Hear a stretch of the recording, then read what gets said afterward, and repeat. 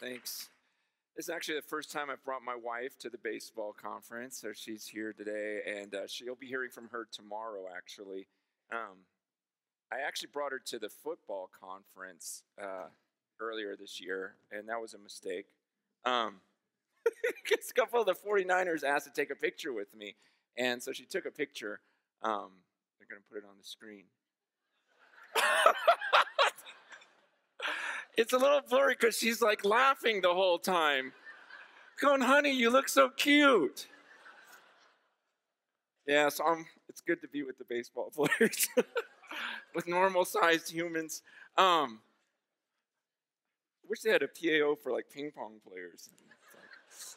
My wife, she's 9 months pregnant, so just be ready at any minute. But it's good to be here with you guys again, and it's been a year for me, and the Lord has taught me so much this year. Been an amazing year in my life. I don't know what it's been like for you. So many great things happened, but I was thinking about this theme of moments and how I know life's kind of just been always the same in some ways, but I feel like the time we're living in now is different. It's peculiar. It's weird, where every moment counts more than ever. Because now it's like, because of technology and social media, every moment counts. It seems like it counts more. Because I could say one thing wrong during this conference and it would ruin my life. Right? One word. If I said one word wrong, everything's recorded now. Everything's filmed right now. You know, you can be walking in the lobby and you just can't do anything wrong. I mean, you guys know, maybe more than anyone, how one moment can completely change your life. One pitch, one swing, it's just the timing. One interview, one stupid sentence during an interview, one good sentence during, every single moment. It's like, it's crazy how much can change, boom, just like that, with one statement or one action. But as I was looking at Scripture, what's crazier to me is the Bible talks about how there can be, in one moment, like right now, like 10 seconds from now, your whole eternal destiny could change. Okay, according to the Bible, like 1 second, like this could be true tonight. 1 second, one of you walks in here, the Bible says, as an enemy of God. Okay, the Bible describes us as enemies of God. Think about that picture. God, the creator of the universe, and me as his enemy. Me, dead in my trespasses and sins. But then in 1 second, God could open my eyes to understand what he did for me. And in one moment, he could take away all of the guilt of my past, every ounce of shame in me, and change my eternal destiny from spending eternity in torment to being in heaven with him forever. Like 1 second. I know some of us have come to conferences like this, and maybe you grew up going to camps, or you go to church services and everything else, and sometimes we lose the wonder of how, man, tonight something massive could happen. We're all going to stand before God 1 second. In one moment, as I prayed about this theme, I said, God, what do you want me to do with this theme that they've given me of moments? And he says, focus on our final moment when we stand before God. Think about that moment. People who write movies or books or stories, they tell you, start with the ending. What kind of conclusion do you want? First thing you write is picture that last scene. What do you want to look? What does that last scene? What's it supposed to look like? If it's a sports movie, is it this scraggly guy catching the winning touchdown? And everyone goes nuts. Okay, now let's start crafting the story behind it, all the drama, everything else to get to that point. But you start with the ending. And in the same way, I think that's what God wants us to do this week, is to start with that last moment when you stand before God. Okay, your life is over, could happen anytime, could happen this week, and you stand before Him. It's just you and this being sitting on His throne in all of His glory. Like, what do you want to see happen at that moment? Like, I picture that in my head sometimes. I go, gosh, what's that going to be like? You finally see Him. And the Bible isn't real clear on exactly what that moment looks like, but it describes enough about God. It talks about judgment. It talks about all these different things that we'll discuss this week. But I just think, man, what is that moment going to be like? What do I want that moment to look like? What do I want God's first words to be to me when I see Him? And now let's start crafting my life, in such a way that I hear those words. Well done, Francis. Well done. I was hungry. You gave me something to eat. Are you kidding me? Are you kidding me right now? Francis, I love you. Everything you did, I gave you these gifts. I gave you this platform. You used it not to bring glory to me, to yourself, but to me. You lifted me. I mean, if that's what I want at the end, now what do I do with my life? And I want us to imagine that moment right now and to think, what's it going to be like at that final moment when I stand before Him? What do I want it to look like? Have you ever thought about that in your head? What do I want that moment to look like? And if that's the case, what can we do this week that would get us there? I want us to look at a verse that's it's kind of strange to me. It's 1 Peter chapter 4. I was just studying this last week. Last week I was reading through 1 Peter, and this verse just jumped out at me. 1 Peter chapter 4, verse 7. It says this. It says, "The end of all things is at hand. Therefore, be self-controlled and sober-minded for the sake of your prayers." Okay, so first he starts off saying, the end of all things is at hand. He's just talking about how we are living in an age right now where the return of Christ could be at any time. The end of all things, it's right there in front of us now. Everything that needs to be fulfilled, it's there. The end of all things. And when you read the biblical authors, New Testament authors, they wrote in such a way of such expectation of Christ's return. Such expectation like, gosh, this could happen at any moment. You see this anticipation, this uncertainty. And so here he's saying, the end of all things is at hand. So he says, therefore, be self-controlled and sober-minded for the sake of your prayers. So he says, be self-controlled. This is like the worst time of year for self-control, right? Right after Thanksgiving, and plus for baseball players, season's over, Thanksgiving comes, and it's like, okay, let me just let myself go, right? Just for a couple months. And then come January 1st, we'll make a New Year's resolution and get back in shape. But this month right now is like, okay, no self-control. And what this verse is saying, though, is self-control. It's talking about the mind primarily. Controlling what thoughts come through your mind. Because this determines everything. This is where you decide everything. And it's about having thoughts that are godly thoughts, God-centered thoughts. And he says, because the end of all things is at hand, he says, be self-controlled, and he says, and be sober-minded. That means not groggy. You know how when you've just eaten too much, or maybe some of you drink and you get that groggy feeling, and it's just that. He says, man, don't get that. Get sober-minded. Be clear-minded. Have your mind crystal clear, like sharp. But here's what was weird about that verse to me.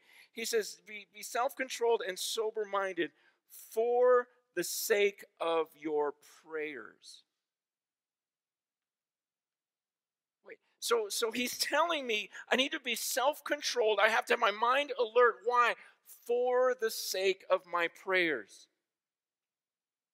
The reason why this is so strange to me is usually when we think of prayer, we think of prayer as a means to an end. Like you pray so that you can have a good season. You pray so that your child gets well. You pray so that you can have a child, so you can get married, so you can get a job. You pray so that it's a means to an end. And what this passage is saying is, no. Prayer is the goal. A clear-minded, self-controlled mind enables you to pray. And the reason for this is he says, because the end of all things is at hand. The end of all things is at hand, so you want to make sure that your prayer life is strong. So make sure you're self-controlled, make sure you're sober-minded. Why? Because when Christ returns, the one thing you really want to have in order is your relationship with him, right? Your prayer life. See, I never really thought about that. I never thought about getting myself focused, not eating too much, maybe exercising, clearing my mind of all these things. Why? So that I could pray well. So that my prayers were clear. Because at the end of the day, this is what separates us from everyone else. This is what separates me, distinguishes me from the rest of people in this world, is you know what? When I talk to him, he listens to me. This is what separates us from any other religion, is when I talk to Jesus, when I talk to the Father, he hears me. And so I want to have just this crazy, powerful prayer life. Jesus Christ could return anytime, and so I want my relationship, knowing him, to be everything.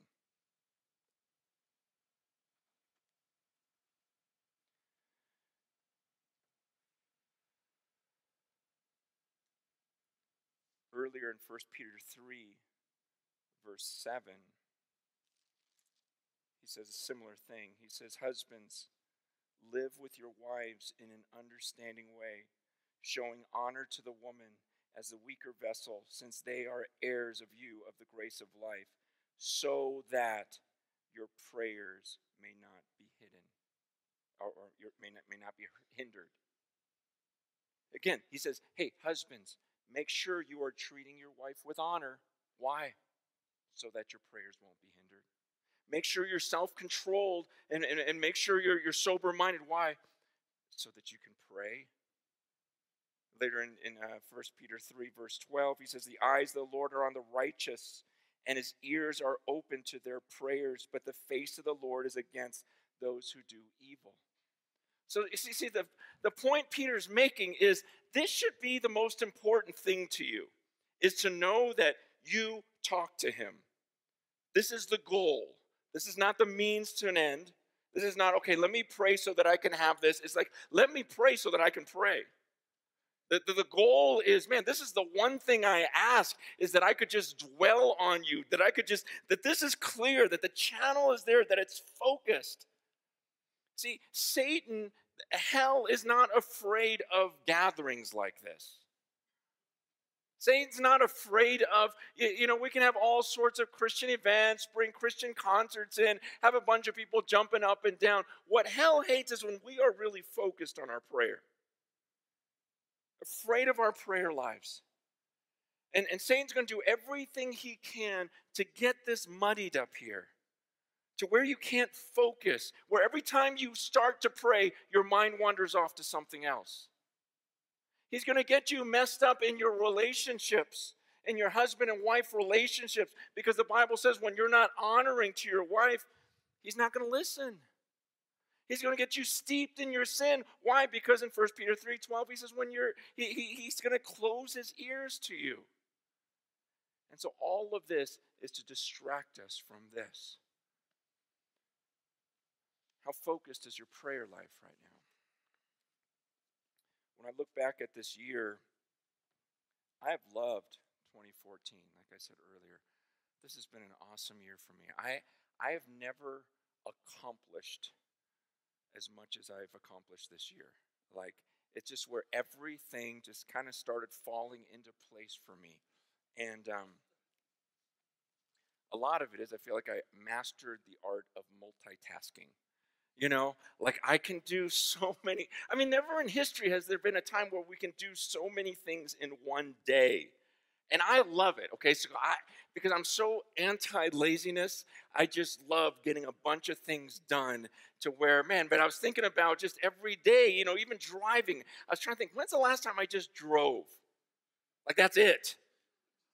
I was like, no, man, I only have like a 15, 20-minute commute from my house. And so, man, I get on that phone, man, I make like, 4 or 5 phone calls, like big, important phone calls. Like sometimes I'll save it, okay, when can I do that? I can do that when I'm driving. Okay, I'm going to call them. And then every red light, I can answer a few emails real quick. And, as I'm talking, and it's awesome. I don't know if that's legal.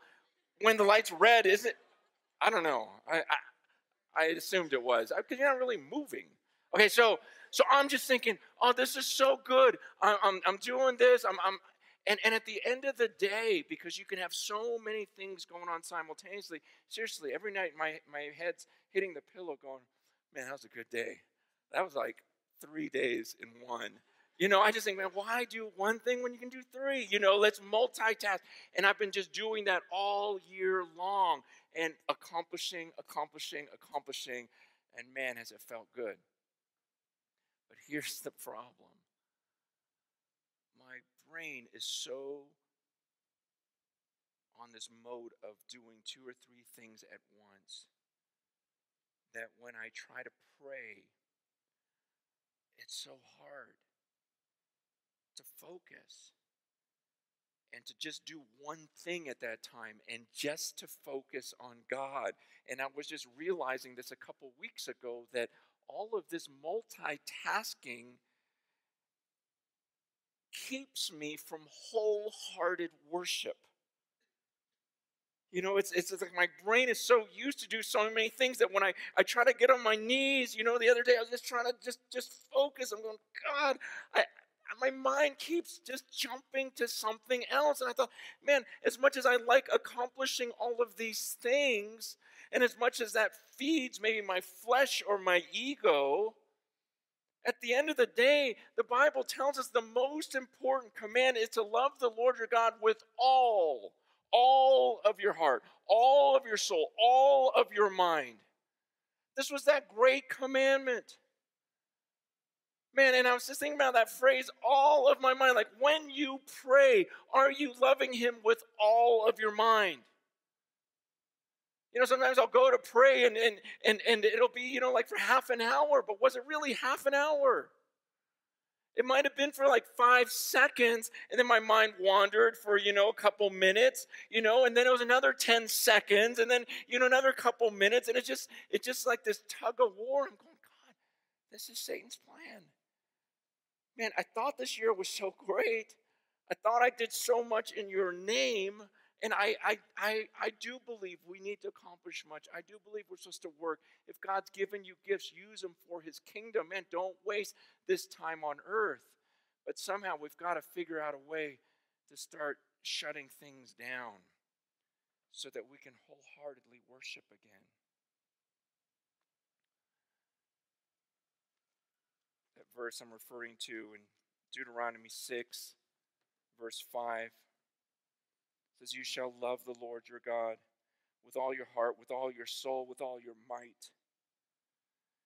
And these words that I command you today shall be on your heart. You'll teach them diligently to your children. You shall talk of them when you sit in your house, when you walk by the way, when you lie down, when you rise. You shall bind them as a sign on your hand. They shall be as frontlets between your eyes. You shall write them on the doorposts of your house and on your gates. See, the Jews, some people still do this. You may see in some Jewish homes, because that passage says, you shall love the Lord your God. I want you to write that on your doorposts. And in some Jewish homes, you'll see a little box, almost looks like a doorbell on the doorpost. And it's a little box, and inside that box is this passage.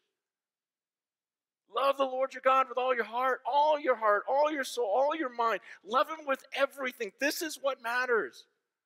Okay, let's not jump into works, jump into fixing this, fixing that. First thing is give him all of your heart, all of your attention.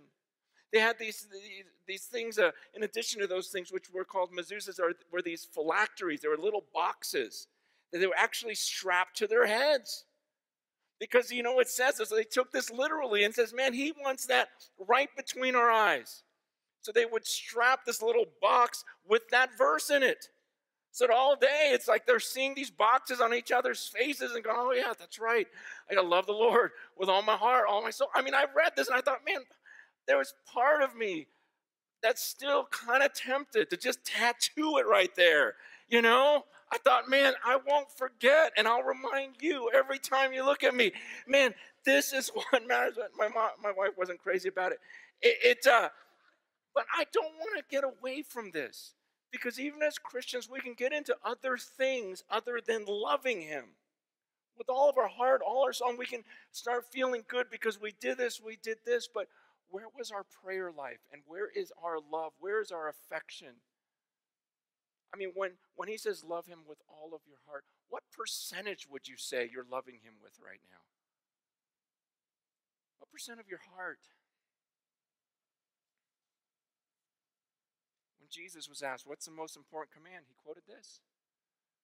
What's the most important command? Jesus said this. So for the first night, I'm thinking, okay, what greater thing could I be talking about than just asking us all here, how are we doing? You have in Revelation chapter 2, you have that church in Ephesus that was doing so many things right. He says, but you've forsaken your first love. He goes, that's great that you're getting rid of the sin in the church. That's great that you're teaching good doctrine and you're against all the false teachers. Man, you're doing so many things well. You're working yourself to the bone. He says, but you've lost your first love. He goes, repent, do the things you did at first, get back to that love. He goes, or I'll remove your lampstand from its place. It's a crazy statement because he's telling this church that by today's standards, if we saw a church like the Ephesian church out here, we'd be like, okay, this is the model church. And yet what Jesus says is, he goes, yeah, they're doing everything right, but that love's not there anymore. And if their love's not there, then I'm just going to remove that church. I'd rather it not even exist. Reading that going, what? But they're doing so many great things, I'd rather just remove them because their love is gone. Some of you who have kids, you know what I'm talking about. Like, I remember when I first had my first daughter. My wife's pregnant with our seventh right now, but like 18, 19 years ago. I'm sorry that some of you guys are shocked right now. It's not that hard. I'm kidding. But I remember our first kid, when some of you guys are in that stage with your first kid. And my favorite time of the day, she was like 3-4 years old, is when I drive home and the garage door would open. And she knew, the moment she heard that garage door, she'd come running out. And before I could even get out of my car, she'd like jump in, and sit on my lap and just squeeze me. And not just squeeze, and then kiss me, kiss me, and not just kiss, but she would like suck on my face. And I was just like, oh, this is so awesome. Like, that's the moment as a dad where you're going, oh, I love being a dad. This is so, so cool. I mean, it's great that she obeys me. It's great that she's doing things and listens to me when I'm there or not there. But there's nothing like that affection. I remember one time, I loved her so much, I made like the supreme sacrifice, and I bought her a cat. And because I just can't stand cats, but I saw how she loved them, and so this 4-year-old, I come home one day, this little kitten behind my back. I'm like, Rach, come here. Guess what I got you? And I gave her this cat. And she just goes nuts. She's hugging me more than ever, loving on me more than ever. And it's like, wow, this is so cool. I'm the greatest dad in the world. And, she puts her in her little shopping cart, pushes it around the house, dresses it up. I mean, she loved this cat. And next day, I may have been a few days later, I'm driving home, open up the garage. No one comes out. So I go in the house. Sometimes she doesn't hear, so I open the door. I go, Rach, I'm home. No answer. Start walking back to her room. Where are you? She goes, I'm back here. I open the door. I'm like, honey, hug. And she's just sitting there petting her cat. I never liked the cat. But now, I don't know, man. It just bugs me so much. It's like, man, I gave you that thing. And so I got rid of the cat. I did. It was scratching her too much. It was for her. One of my aunts had a potluck, so we don't really do that here. But I did. I got rid of the cat, and it was just one of those things where it's one of those moments as a dad where it's like, man, I gave you that. I gave you that. I love you, and I give you this thing, and now suddenly this thing gets all of your affection. And honestly, it bugged me, and there was this weird, and I just started thinking, gosh, how many times does that happen with God? Where He gives us the very thing we want, and then it just consumes us. See, what's interesting is when He says that in Deuteronomy to those people, man, I want it on your foreheads. I want it on your hand. I want it on your wrist. I want it on your doorpost. Man, when you're with the kids, I want you to say it over and over and over again. Love the Lord your God. Don't forget this because I want your love. I want your love. But then right after that, what He says in verse 10, He says, look, and when the Lord your God brings you into the land that He swore to your fathers, to Abraham and to Isaac, to Jacob, to give you with great and good cities that you didn't build, and houses full of all good things that you did not fill, and cisterns that you did not dig, and vineyards and olive trees that you did not plant, and when you eat and are full, then take care lest you forget the Lord who brought you out of the land of Egypt, out of the house of slavery. It's the Lord your God. You shall fear Him and serve Him, and by His name you shall swear. He says to the Israelites, He goes, listen, here's what's going to happen. You know what He did for you, but what's going to happen is He's going to bring you into this land of blessing, into the promised land. He goes, and you better be careful, because what's going to happen is you're going to get the things you want. You're going to get full on those things. You're going to get fulfilled by those things. And suddenly you forget all about God. And again, how many times has that happened? Where the moment the desperation is gone, the moment we don't need to depend anymore, suddenly we're not thinking about Him anymore. We're not praying anymore. Why? Because prayer was just a means to an end. I just wanted you to get me out of this desert.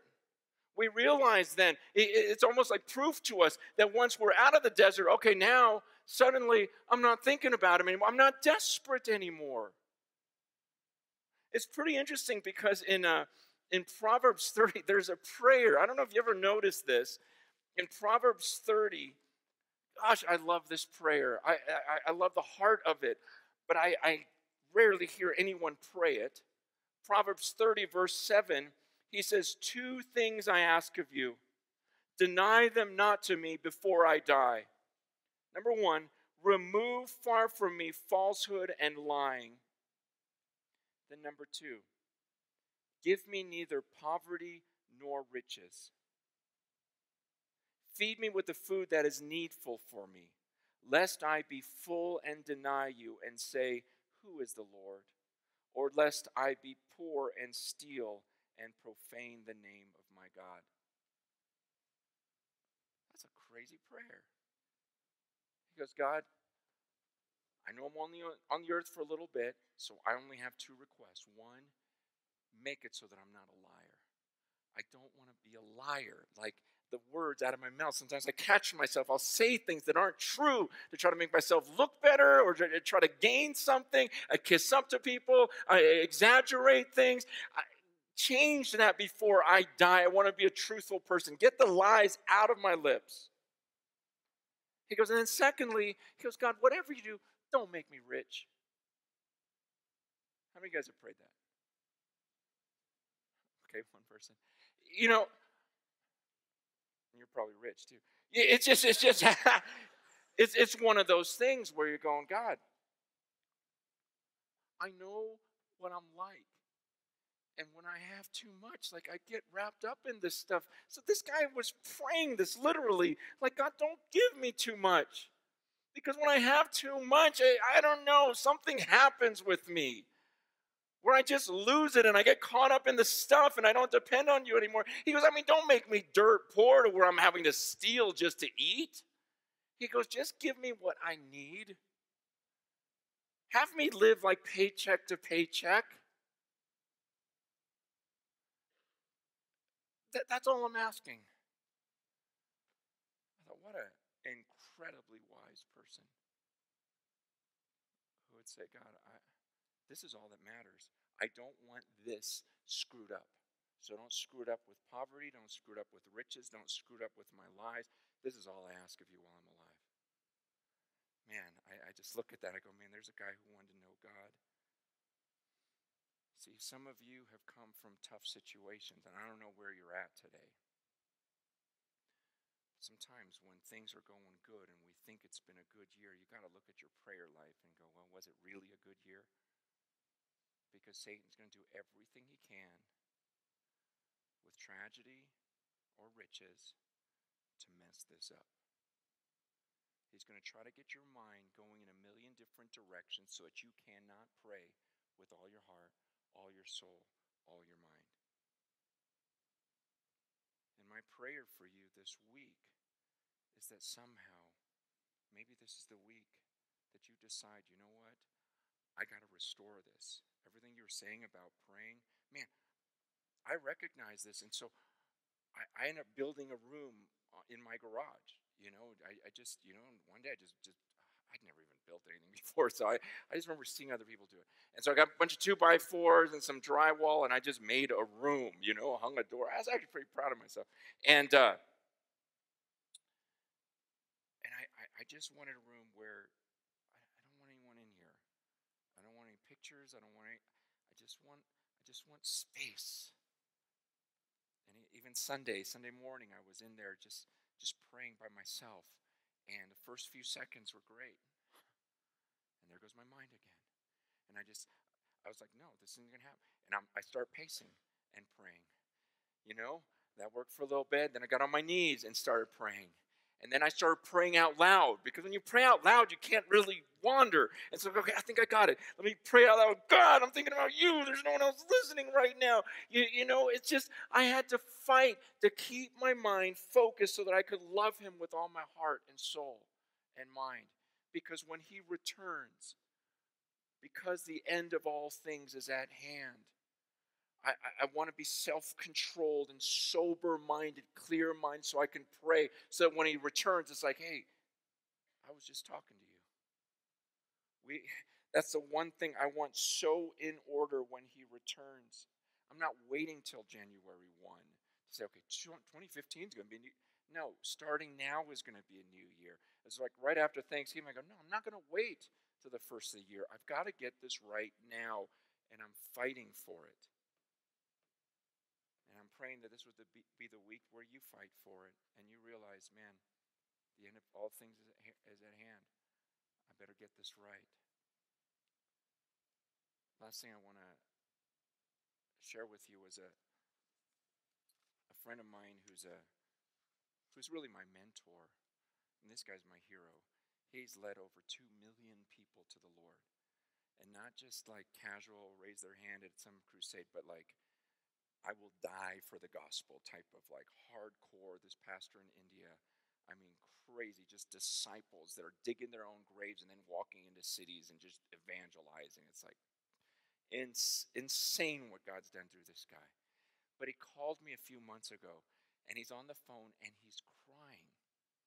He's crying going, because another pastor in the U.S., mega church, I guess it was a friend of his, fell away to immorality. And I'm just like, man, that happens all the time. I'm kind of cynical almost, like used to it. But he's crying on the phone. And then he goes, I don't understand. He goes, sometimes I meet some of the pastors in your country. He goes, and they're pastors of the biggest churches, and when I'm done talking to them, I think to myself, oh, God, I wish they knew you. Oh, Jesus, I wish that man really knew you and loved you.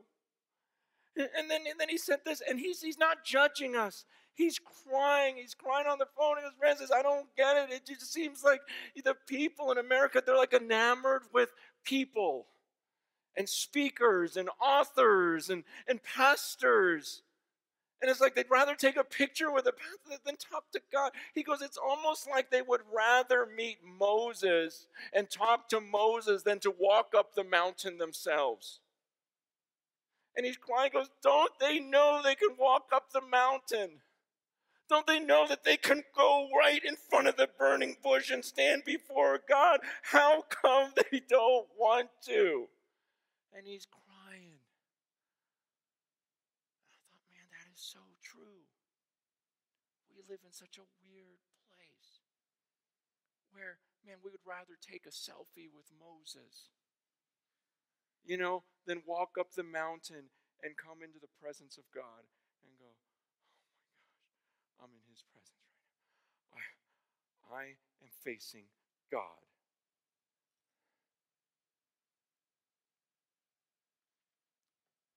I don't know what this week was, what you came for and exactly, and I'm just hoping that this week is a time when you take your own journey up the mountain. Okay? David, myself, the other speakers, we're not here so that you would just hang out with us and, and here, we're just going, look, I just came down from the mountain. It's crazy. I was just with him. You got to go up there. There's nothing like it.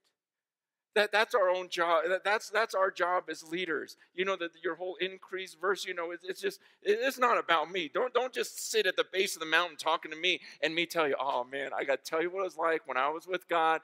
I would just say, okay, yeah, I had an amazing time with him. It just felt like all the peace is back. All this is good. I don't care what happens in this world anymore. But the only way that's going to happen for you is if you go up that mountain and you get alone with him. And you love him with all your heart, all your mind. Don't bring your phone. Just leave it here.